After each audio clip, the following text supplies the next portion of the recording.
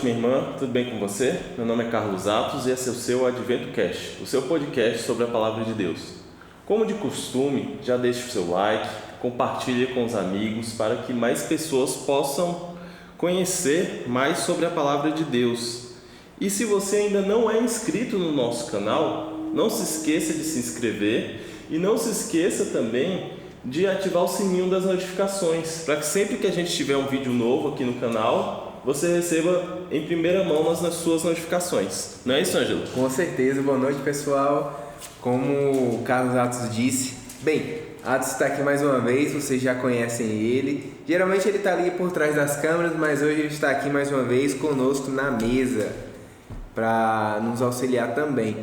E a gente fica feliz por você, Atos, estar aqui, pelo pessoal que nos acompanha nas redes também, mas também pelo nosso convidado que mais uma vez aceitou esse convite, Reginaldo Teixeira, nosso irmão de fé, um estudioso da palavra aí que aceitou esse desafio por várias vezes e aceitou mais uma vez aqui. Boa noite mais uma vez, Regi. Boa noite, Ângelo, boa noite, Atos, e boa noite também aos ouvintes. Que todos possam, nesse nosso encontro aqui, ter um encontro ainda mais estreito com a pessoa do Senhor Jesus Cristo. Amém. Falando sobre esse encontro, hoje nós vamos comentar sobre o capítulo 18, que fala sobre o dom de profecia. Para a gente adentrar esse tema de fato, eu tenho uns versos para ler aqui para a gente ter uma noção, mas vou convidar a Reginaldo a nos levar em uma oração nesse momento. Oremos todos. Querido Pai que estás nos céus, te pedimos a direção do Teu Espírito quando iremos nesse instante estudar a Tua Palavra. Fale ao nosso coração, abra nosso entendimento, para que tudo aquilo que recebermos de Ti, de Tua Palavra, nós coloquemos em prática em nosso viver diário. Nós rogamos esses favores agradecidos em nome de Jesus. Amém. Bem, os dois versos que eu quero iniciar aqui estão em Apocalipse 12, versículo 17. O dragão irou-se contra a mulher e saiu para guerrear contra o restante da sua descendência, os que obedecem os mandamentos de Deus e se põem fiéis ao seu testemunho de Jesus. Agora a gente vai ler o segundo verso, que está em 19:10. O verso 19:10 vai falar o seguinte para a gente, olha. Eu vou ler todo, mas a resposta associando ao anterior versículo está no final. Mas diz assim: Então caí aos seus pés para adorá-lo. Mas ele me disse: Não faça isso, sou servo como você e como os seus irmãos, que se mantêm fiéis ao testemunho de Jesus. Adore a Deus. O testemunho de Jesus é o espírito de profecia. Ou seja, o verso 19:10 nos responde que o testemunho de Jesus é o espírito de profecia, sendo que no 12, versículo 17, diz que os que obedecem os mandamentos de Deus e mantêm fiéis ao testemunho de Jesus é a descendência da igreja, da mulher. Mas eu não vou falar muito, eu vou deixar para o especialista falar um pouco melhor sobre o papel, do profeta em toda a revelação bíblica, mencionar para a gente também como foi presente o papel do profeta no Antigo Testamento. Depois a gente vai falar do Novo, mas no Antigo Testamento inicialmente. E é isso. Então, queridos, nós temos na Palavra de Deus toda a história da existência humana, desde quando saiu das mãos de Deus, depois cai em pecado e aí a raça humana começa a se enveredar por caminhos escusos e tal. Mas Deus sempre teve desde o início, apesar da queda, da decadência moral do ser humano, Deus sempre teve um povo que permaneceu fiel a Ele. Em todas as épocas Ele teve. E em todo o tempo também Deus, Ele suscitou os seus servos, os profetas. Nos tempos anteriores ao dilúvio, o dom de profecia geralmente era visto entre os patriarcas. Eles proferiam as palavras e a força de suas palavras tinha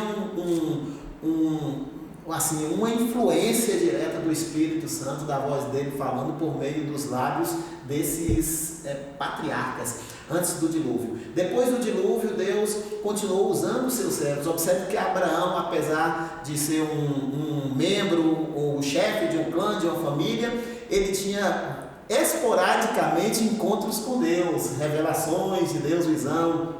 Afinal, foi o dom profético que levou Abraão a sair da sua terra e ir para uma terra onde Deus havia indicado. O dom de profecia é o método pelo qual Deus se vale para transmitir a seu povo, ao povo que Ele mantém, o seu remanescente, o seu povo na face da terra, a comunicação. Então Ele quer informar algo a respeito de sua vontade, do seu desejo. Ele não fala diretamente ao povo, raramente isso aconteceu. Em alguns momentos, podemos assim dizer, como por exemplo no Monte Sinai, onde o povo viu e ouviu, embora não visse nada, eles viram ali os sinais da presença de Deus, que os teólogos chamam de teofania, né?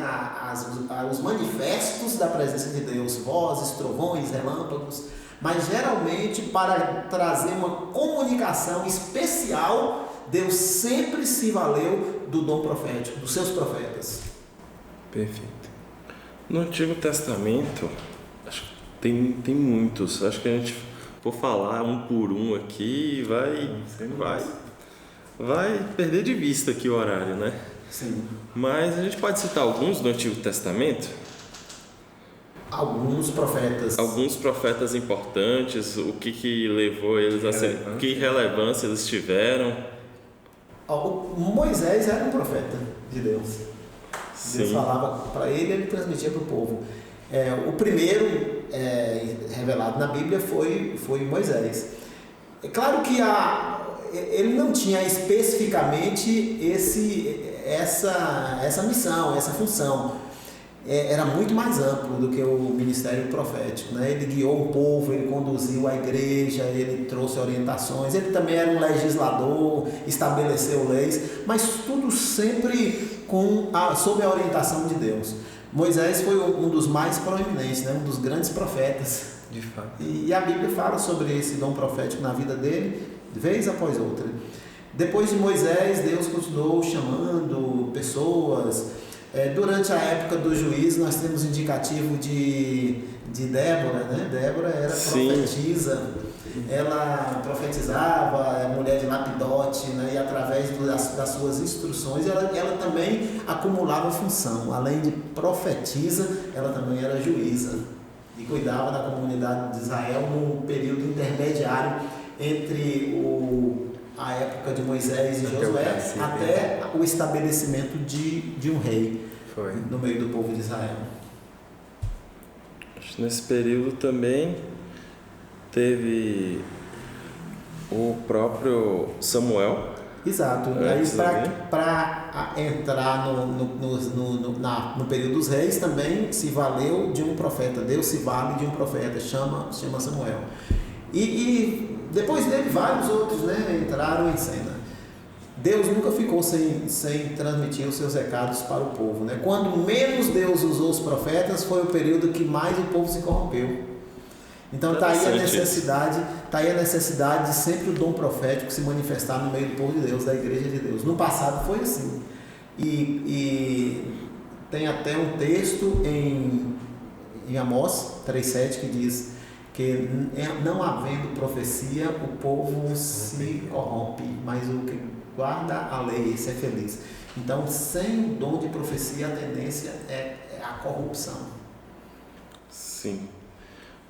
Acho que ainda no Antigo Testamento, acho que vale citar ainda mais dois, que seriam Isaías, que é aquele profeta ali que vem falar bastante ali da vinda do Messias. Conhecido como messiânico, né? Isso, e Daniel, que é o profeta que fala do tempo do fim.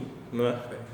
Verdade. Todos os profetas do Antigo Testamento, já foi perguntado em outra ocasião, que não pôde ser gravado aqui, né?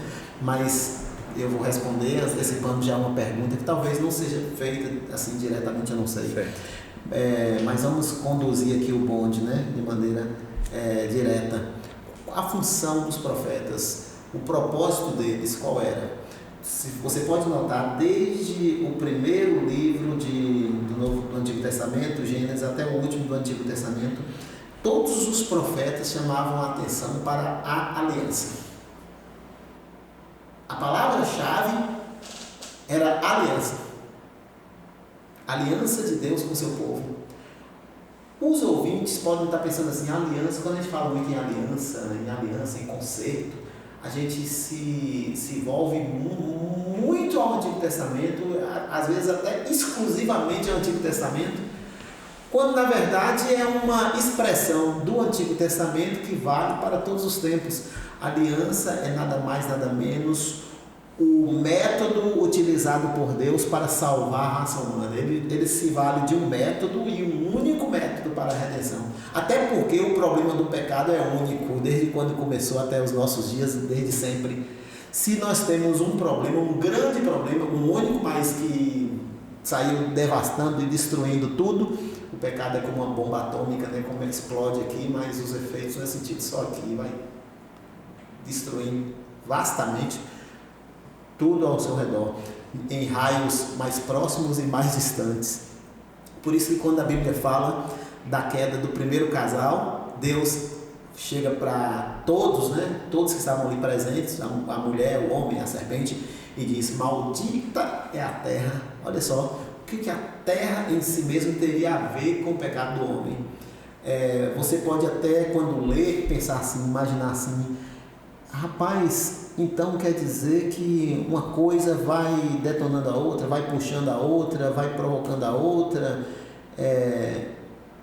Não necessariamente nesses termos. É tipo assim: o pecado atingiu o coração do ser humano, mas o objetivo do pecado não é ficar ali no coração do ser humano, é ir devastando e arrasando com tudo. Exatamente igual uma bomba atômica, né? Explode aqui, mas os efeitos são sentidos a quilômetros. Diz que quando a bomba atômica de Hiroshima e Nagasaki caiu em um determinado ponto lá, aquelas pessoas que viviam no raio de 50 quilômetros, todas mais tarde também morreram de câncer. Rapidamente, em poucos anos, morreram de câncer por causa dos efeitos da bomba. Então, assim, ele não destrói só ali onde o caso foi destrutivo. Ele destrói, vai destruindo, vai devastando, arrasando com tudo. Então, assim, Deus precisava revelar para o homem duas coisas. Primeiro, o efeito nefasto do pecado e a solução dele para o problema do pecado. Que primeiro ele revela a solução através da sua comunicação direta ali com o primeiro casal. Porém, inimizade entre ti e a mulher, entre a tua descendência e o seu descendente. Este te ferirá a cabeça, tu lhe ferirás o calcanhar. Então Deus primeiramente revela para o casal ali o plano dele de resolver o problema. Ele apresenta para o primeiro par a aliança dele. E interessante que à medida que a história foi desenvolvendo, os séculos, o dilúvio, depois do dilúvio, sempre essa mesma história continuou sendo contada de formas diferentes, mas era a mesma história. Essa mesma história nós chamamos de aliança. E essa aliança era a responsabilidade dos profetas transmitir. E todas as vezes que Israel quebrava, esses profetas vinham para repreender, para trazer de volta a mensagem, para levar o povo, ou pelo menos uma parte do povo que quisesse, a um reavivamento, a uma reforma de vida, uma transformação no caráter, por conta da providência divina em querer salvá-los. Então os profetas transmitiam isso, mas Jerusalém, como disse Jesus, Jerusalém, Jerusalém, que mata os profetas e apedrejos que lhes são enviados. Quantas vezes quis eu ajuntar com uma galinha junto aos seus pintinhos e vós não quiseste? Observe para você ver que Jesus ele faz menção dos profetas. Sim. E conta que o trabalho dos profetas era como o trabalho da galinha que ajunta os pintinhos, representada ali a galinha pelo próprio Deus querendo juntar, pelo próprio Jesus querendo juntar o povo. E ele revelava esse seu desejo de juntar, de restaurar, de salvar por meio da sua aliança, com o símbolo aí da galinha. Né? Ele usa essa galinha aí. E ele, através dos profetas, Deus ajuntava toda a raça humana debaixo de suas asas. E debaixo de suas asas estareis seguros, né? A palavra de Deus fala sobre isso. Então esse é o propósito de Deus ao usar dos profetas e valer dos profetas do Antigo Testamento. Tem uma coisa que muitos cristãos creem e que eu discordo veementemente. Eles dizem que no Antigo Testamento a verdade a respeito da salvação era muito obscura. Sim. E só se tornou clara mesmo quando veio Jesus. Agora, querido ouvinte, raciocine comigo uma coisa. Teria Deus duas formas diferentes de lidar com o problema do pecado? Por exemplo, no Antigo Testamento eu vou ser mais tímido. Vou apresentar bem disfarçadamente aqui a verdade.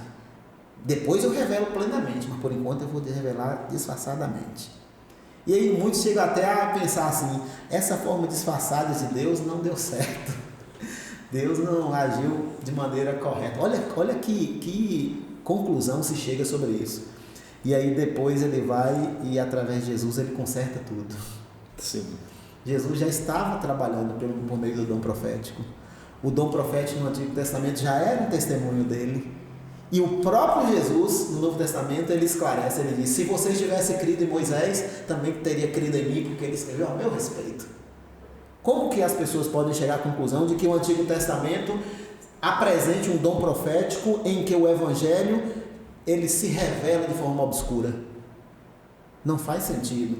Então, o mesmo Evangelho que havia no Antigo Testamento também há no Novo. O ouvinte pode conferir, por exemplo, lá em Hebreus, capítulo 4, o mesmo que se deu com ele, se deu conosco. Está claramente o autor de Hebreus, que nós acreditamos ser Paulo, ele mesmo falando lá para os hebreus. O mesmo Evangelho que vocês receberam, nós também recebemos. E quando Estevão, ele está lá sendo apedrejado, naquele momento ele diz assim, que os profetas falaram, que Moisés falou, que as escrituras demonstrou, que o caminho que o próprio Estevão estava seguindo era o caminho desses homens de Deus. E ele estava tentando convencer os seus irmãos de que ele não estava incoerente com a fé, de que ele estava transmitindo não era contrário à mensagem que foi dada aos hebreus, aos judeus que estavam ali prestes a condená-lo ao apedrejamento. E a despeito de toda a verdade expressa pelos lábios de Estevão, ele foi apedrejado. O povo que seria o povo para quem Cristo veio, por quem ele morreu, foi o primeiro povo a rejeitá-lo como Salvador. Pensa em você. Mas assim, todos os que viveram no Antigo Testamento e que aprenderam a verdade, aprenderam essas verdades tremendas dos profetas. Eles falaram de maneira clara. Não houve nenhuma obscuridade. Com a vinda de Jesus, é claro, eu já disse isso algumas vezes e volto a repetir. A diferença que há entre o Antigo e o Novo Testamento é só uma. Sim. O Antigo é uma promessa. Interessante isso. O Novo é o cumprimento da mesma promessa. Se juntam, né? Longe de o Novo Testamento ter diferença do Antigo, o contrário é que é verdade. O Novo é a evidência de que o Antigo era verdadeiro. O Novo dá testemunho do Velho, o Velho dá testemunho do Novo. Então, os profetas do Antigo Testamento falaram e representaram Jesus Cristo através da palavra escrita. Depois essa palavra se fez carne, mas a palavra escrita era a promessa de que a palavra iria se materializar, né? Como aconteceu no nascimento de Cristo. ele nasce para tornar real aquilo que Deus, por palavra, já tinha dito. É por isso que Pedro também, no Novo Testamento, fala que o sangue de Jesus Cristo era conhecido com efeito antes da fundação do mundo. Interessante isso. Essa expressão utilizada por Pedro está dizendo assim, olha, o que foi salvo desde o início foi salvo por causa de um sangue que já fazia efeito, não havia sido derramado ainda, literalmente. Era uma promessa de Era alguém que uma viria. promessa, vindo da plenitude dos tempos, Paulo disse, Deus enviou seu Filho. Era uma promessa, mas a promessa de Deus, que é diferente de promessas humanas, ocorre também de maneira diferente. Quando o homem promete, só quando ele cumpre é que o outro usufrui, né? Com Deus não. No momento que Deus promete a você, você já pode tomar posse. E os profetas vieram para testificar disso. É por isso que eu nunca creio que o Antigo Testamento seja um evangelho obscuro. Pode ser um evangelho ilustrado, você pode dizer assim, né? Através do ritual do Antigo Testamento, através das cerimônias, através do testemunho dos profetas, mas nunca um evangelho obscuro. Havia informações suficientes para a salvação em Cristo no Antigo Testamento. Paulo, quando fala do povo de Israel no deserto, por exemplo, que seguia ali as provas, ele conta que aquele povo era acompanhado por uma pedra. E a pedra era Cristo. Então, assim, é muito claro o Novo Testamento revelando Jesus no Antigo. Quem falou a respeito da pedra? A pedra fundamental, a pedra angular. Quem foi que deu testemunho dela? Os profetas. O Novo Testamento só veio confirmar isso que já havia sido dito no passado.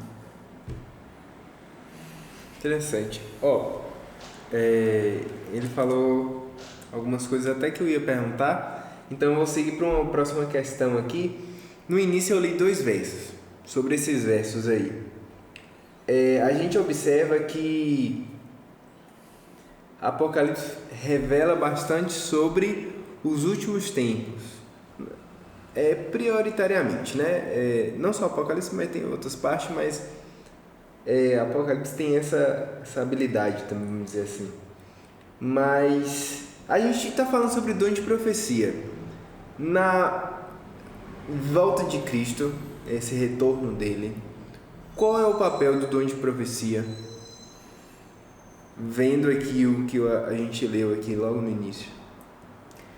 Vocês sabem que eu estou buscando me especializar melhor no livro do Apocalipse, né? Sim, você comentou. E em tudo que eu tenho buscado a respeito desse livro e os relatos que eu tenho lido dos teólogos, e há uma coerência muito grande. Eu já li material antigo, material mais novo, material de tempo médio, né? Estou há 35 anos na igreja adventista. E nesses 35 anos, em todos os anos praticamente, eu estudei alguma coisa de Apocalipse. E, irmãos, eu vou dizer aqui uma coisa para vocês. O livro do Apocalipse tem 404 versículos. Dos 404 versículos, pelo menos 280 para 300 versículos são citações dos profetas do Antigo Testamento. Reafirma o que você disse anteriormente, né? Então, olha só, você pensa assim, eu estou no Novo Testamento, então no Novo Testamento a história é outra. Não é outra, é a mesma história.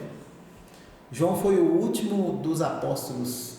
Jesus tinha 12, João foi o que morreu por último. Ele morreu por volta do ano 96 a 98 depois de Cristo, né?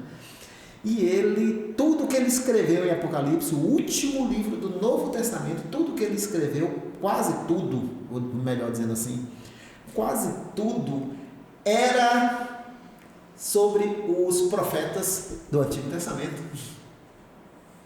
Então, se você entender bem o Antigo Testamento, você tem cerca de 85 a 90% de chances de entender Apocalipse.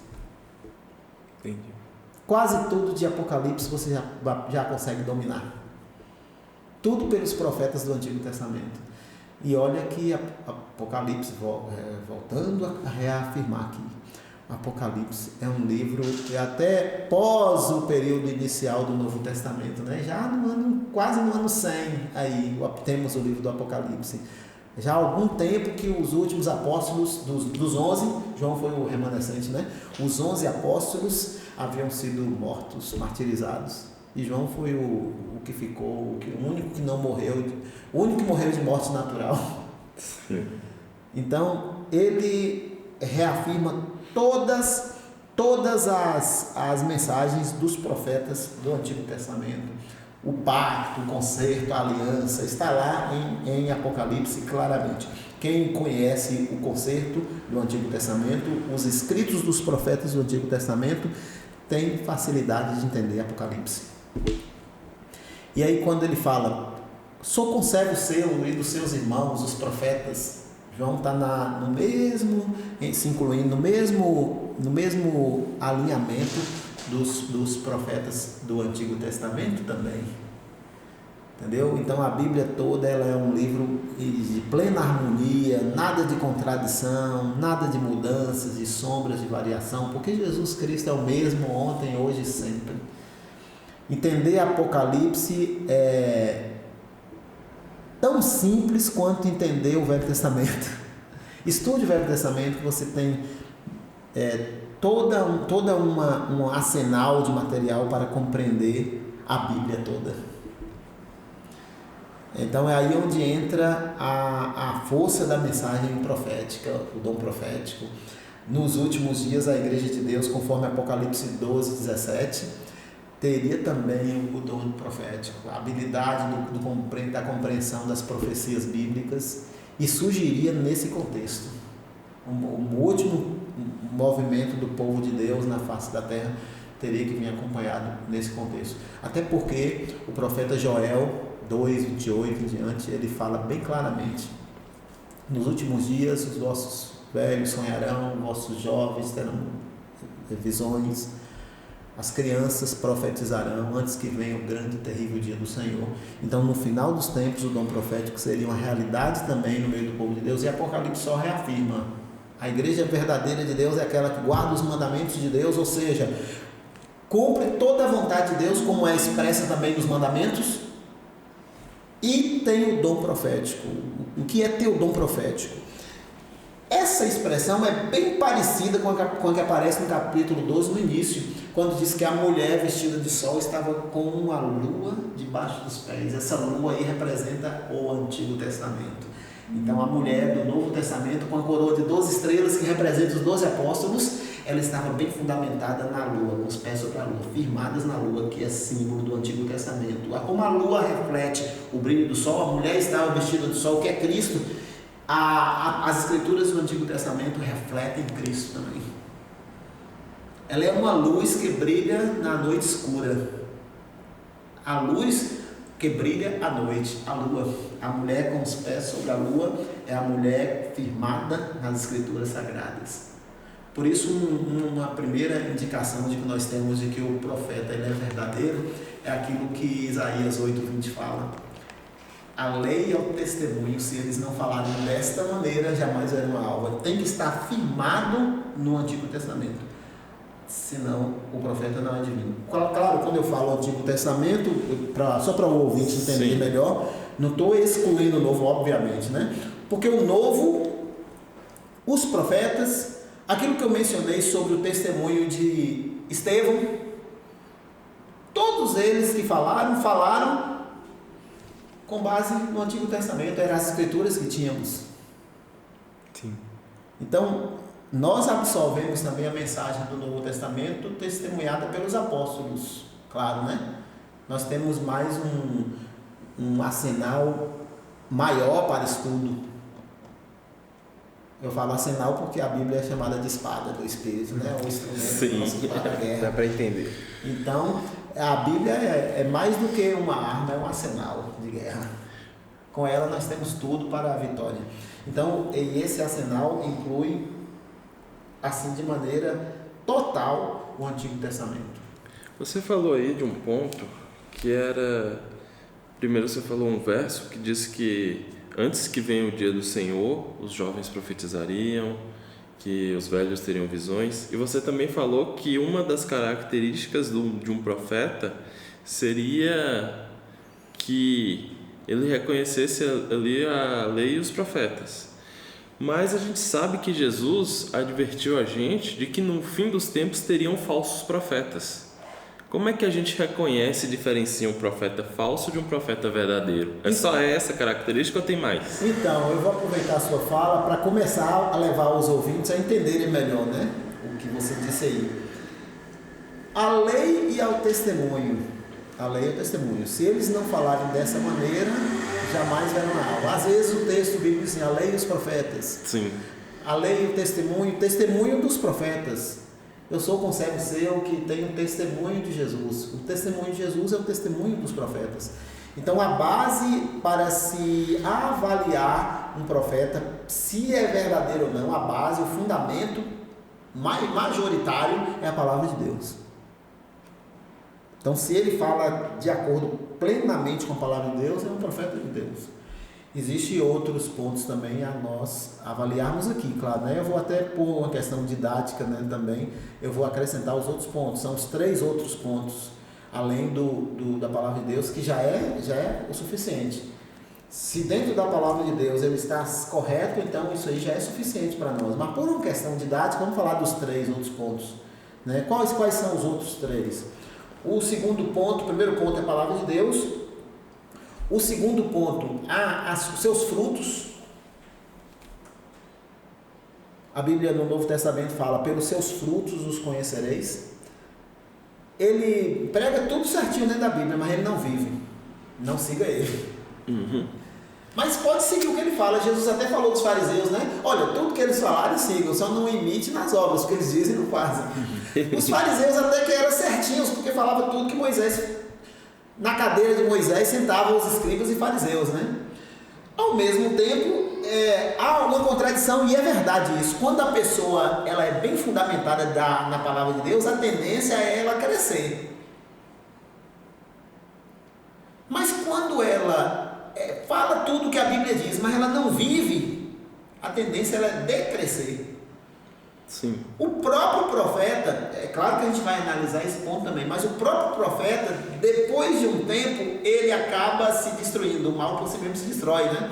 Ele acaba se revelando como falso, por ter pregado a Bíblia, mas não ter vivido a Bíblia.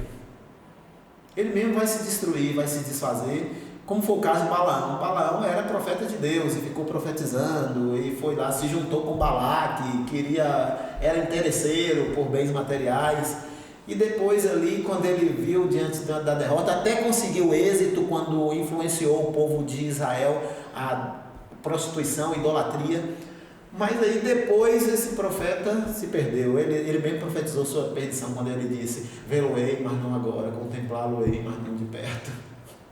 Então, assim, ele mesmo se autodestruiu. Esse é o segundo ponto. O terceiro ponto para se discernir um profeta é quando ele fala, ele profetiza e sua mensagem se cumpre.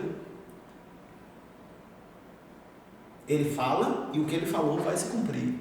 Se não cumprir, é claro, né? Quem é de Deus não vai falar uma coisa e aquilo que ele falou não tem fundamento, não tem cumprimento.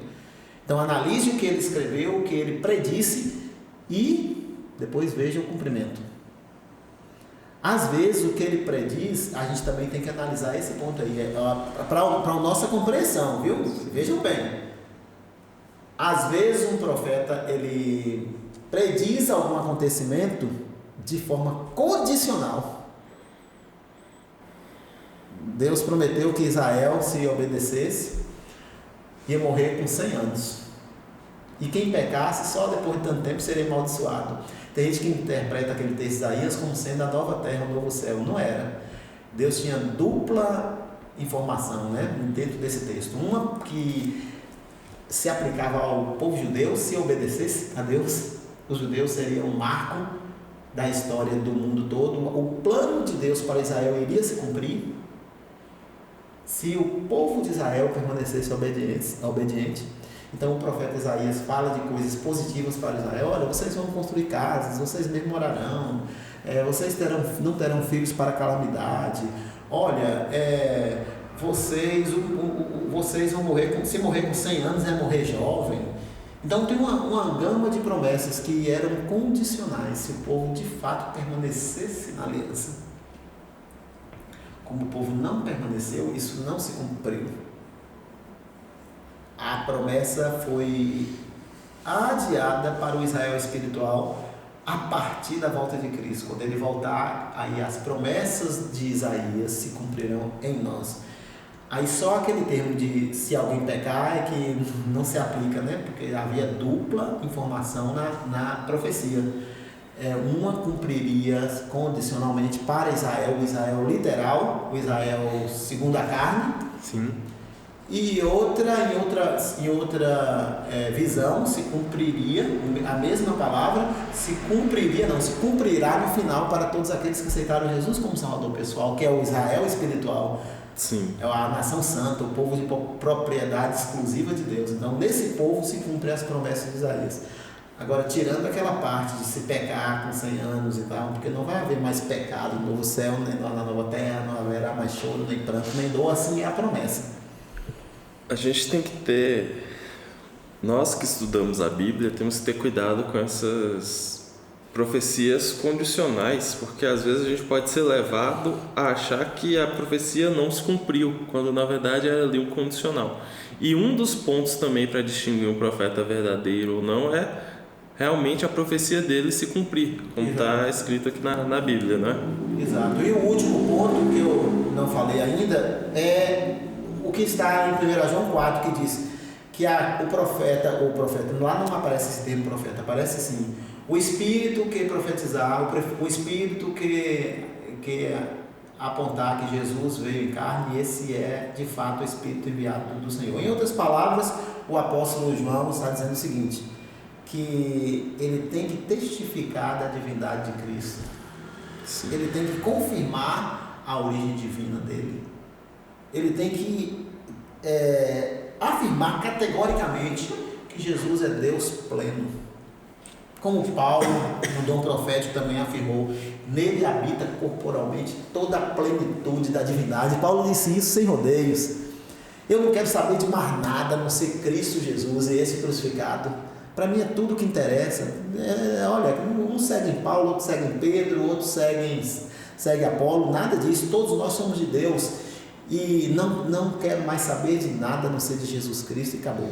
Então Jesus Cristo tem que ser o ponto fundamental da mensagem desse profeta, senão ele não é de Deus.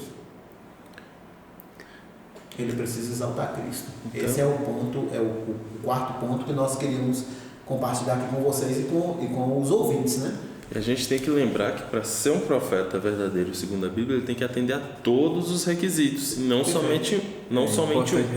Porque, por exemplo, o mais fácil seria o da profecia se cumprir. Qualquer um de nós pode dizer alguma coisa e essa coisa vir a acontecer. Mas não necessariamente isso não nos qualifica como profeta segundo a Bíblia. Sim. Perfeito. O próprio diabo, ele estuda os eventos, o curso dos eventos. Ele olha por onde a carruagem está andando e diz onde vai parar lá adiante. Você nota que quando Saul estava desesperado, querendo saber sobre a guerra, e consultou aquela feiticeira, o que aconteceu? O suposto Samuel, infelizmente alguns deturpam, né, esse texto, dizem que foi Samuel mesmo que veio. O profeta de Deus veio. Nada disso. Se o profeta de Deus havia sido consultado em vida, quando ele estava e ele recusou, se o Urim Tumim foi consultado e não foi dada a resposta para Saul, se a revelação já havia rejeitado contato com Saul, por que Deus iria usar uma feiticeira para falar com Saul?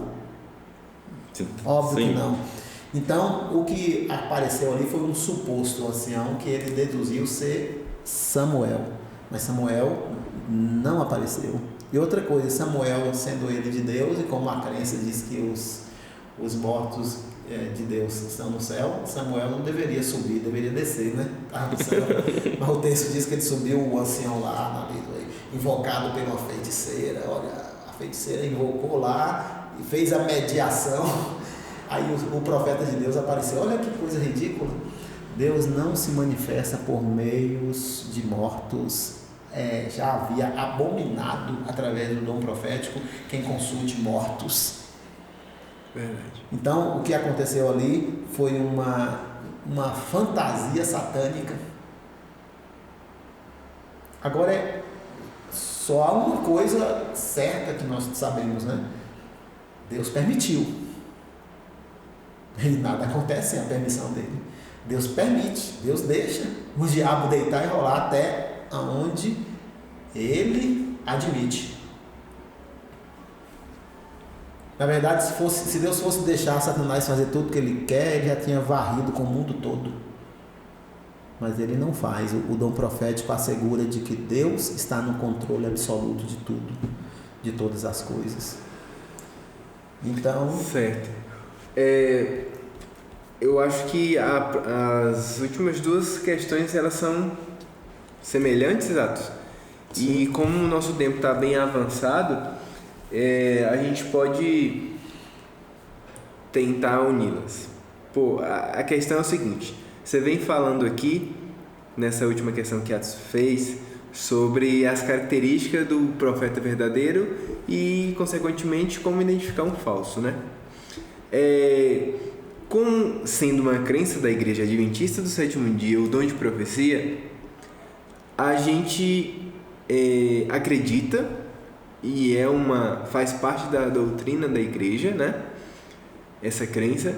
E a gente também tem ouve-se profeta na nossa igreja, correto?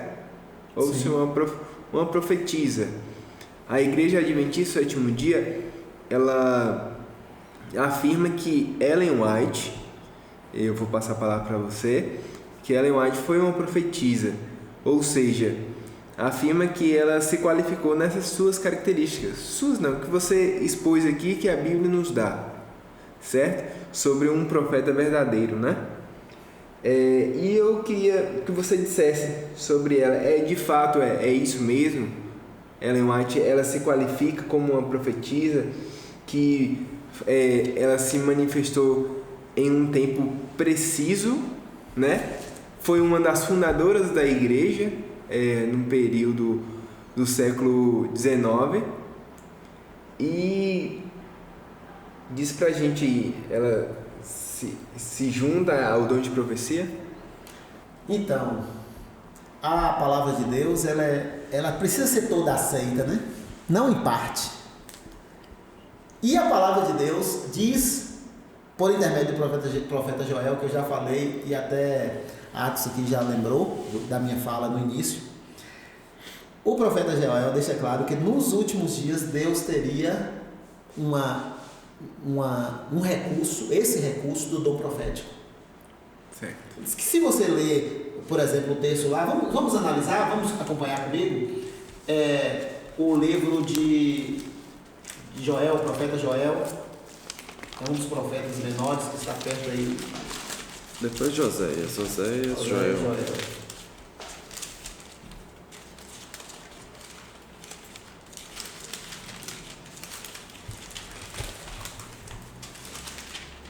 Se não me engano, é capítulo 2, verso 28.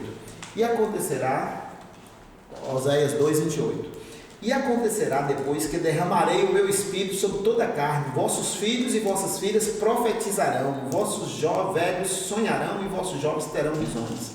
Até sobre o céu e sobre as selvas derramarei o meu espírito naqueles dias, mostrarei prodígio no céu e na terra, sangue, fogo e coluna de fumaça, o sol se converterá em trevas, a lua em sangue, antes que venha o grande e terrível dia do Senhor.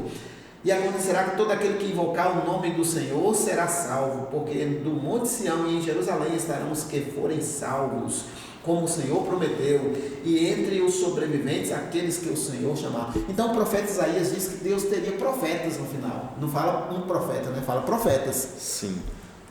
Fala profetas. E preste atenção para vocês terem uma ideia. Deus chamou profetas no tempo do fim, chamou. No período de 1798, quando terminou a Revolução Francesa, aconteceu a Revolução e terminou, o mundo ficou diferente, o mundo todo.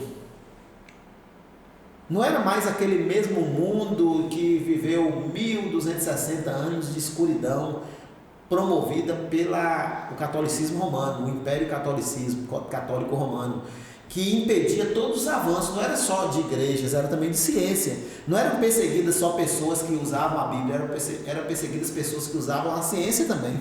Sim. Qualquer coisa que se entravancava no caminho da igreja, que era contrária à opinião da igreja católica, ela mandava queimar, ela mandava acabar, mandava parar. Galileu Galilei mesmo teve que desistir de estudos, senão ele matava ele. Ele ficou com medo e parou de estudar, dizendo que a terra que girava em torno do sol, aí teve que parar com seus estudos. E a igreja não aceitava isso. Para a igreja, a terra era o centro do universo. Então houve muitos atrasos na Idade Média. Quando esse período acabou, após 1798, todos os campos se abriram, a Revolução Industrial e a Revolução também científica, tudo mudou.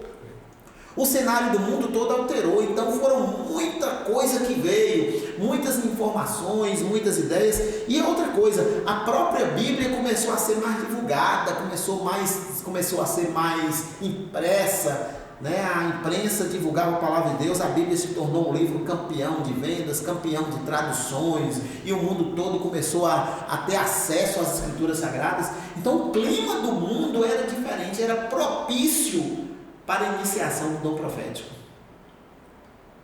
Em 1755 aconteceu um grande terremoto de Lisboa que abalou grande parte do mundo. Depois, em 1780, aconteceu também o escurecimento do sol e da lua em grande parte da América, onde o povo estava mais voltado às escrituras. Eles presenciaram sinais nos céus de escuridão e tal. E também aconteceu em 1833 quedas de estrela, e alguns termos aqui aparecem em Joel falando sobre isso. O dia do Senhor estava se aproximando e o dom profético precisava ser manifesto. Sim.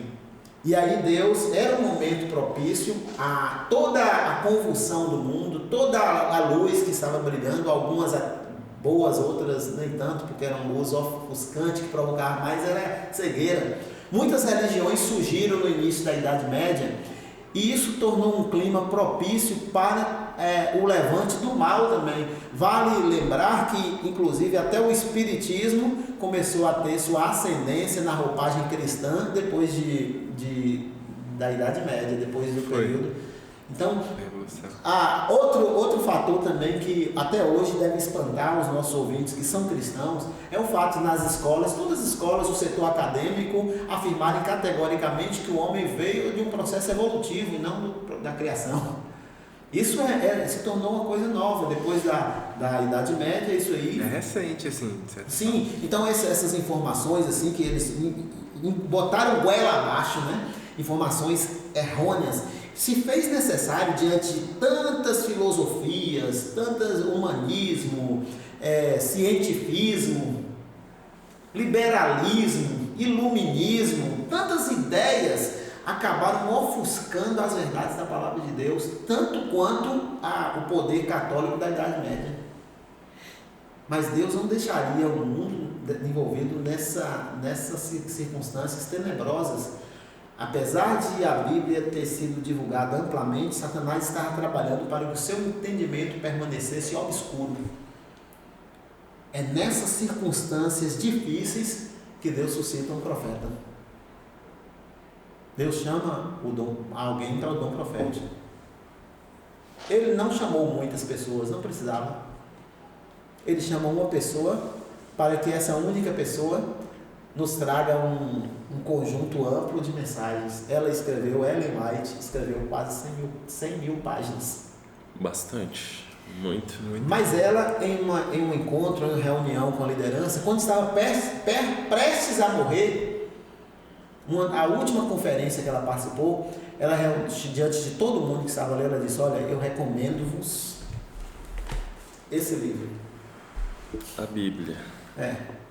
Ela também disse: se vocês tivessem prestado atenção direito à palavra de Deus e seguido ela fielmente, eu não precisaria escrever uma única página. Interessante. Ela chama a atenção das pessoas para a Bíblia. Ela fala da necessidade de voltar às Escrituras. Ela recomenda a Bíblia. Ela tem visões que são coerentes com o dom profético, com as profecias da Bíblia. Ela tem mensagens que, quando são lidas, as pessoas passam a entender. Eu tenho um amigo que é um tio meu, né, que ele não conhece quase nada de Adventista, mas teve acesso ao livro Mensagem aos Jovens e leu o livro. Foi.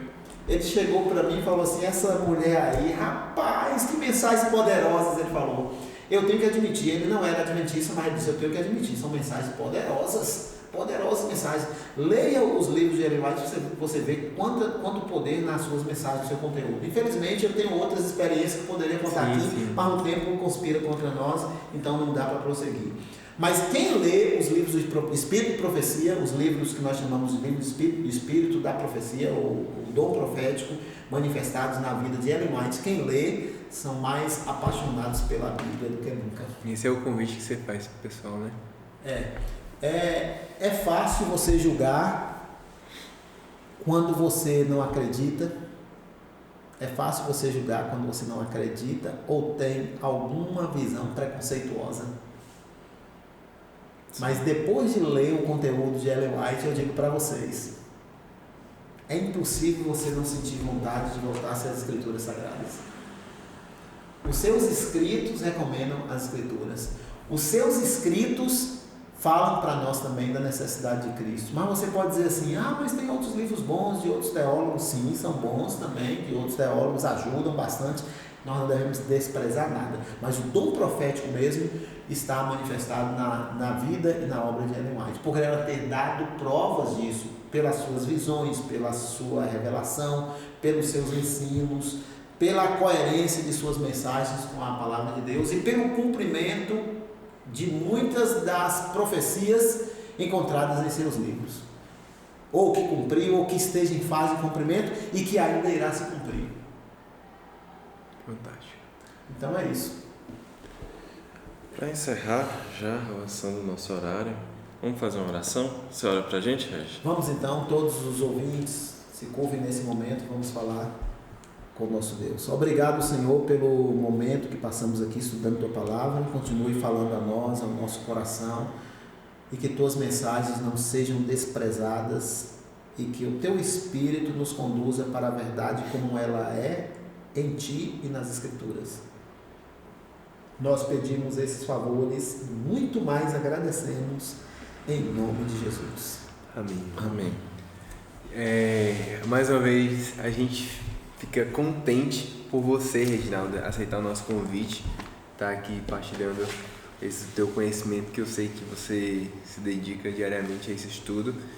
E já é um testemunho para a gente também fazer de igual modo, né, Alisson? A gente buscar também a palavra de Deus, ler um livro de Ellen White, e a gente agradece mais uma vez, a gente agradece também ao pessoal de casa, e vou deixar você falar o restante. Não se esqueça de acompanhar aí o canal, compartilhar com seus amigos. Lembre-se que a gente também tem os episódios no Spotify, no Google Podcast, e acompanhe lá, compartilhe, se inscreva, ative o sininho para receber as notificações e lembre-se,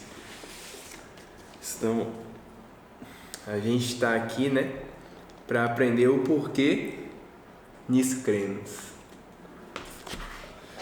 É isso aí. Obrigado, Regi. Valeu, prazer estar com vocês e com os ouvintes. Que Deus abençoe a todos. Até Amém. a próxima.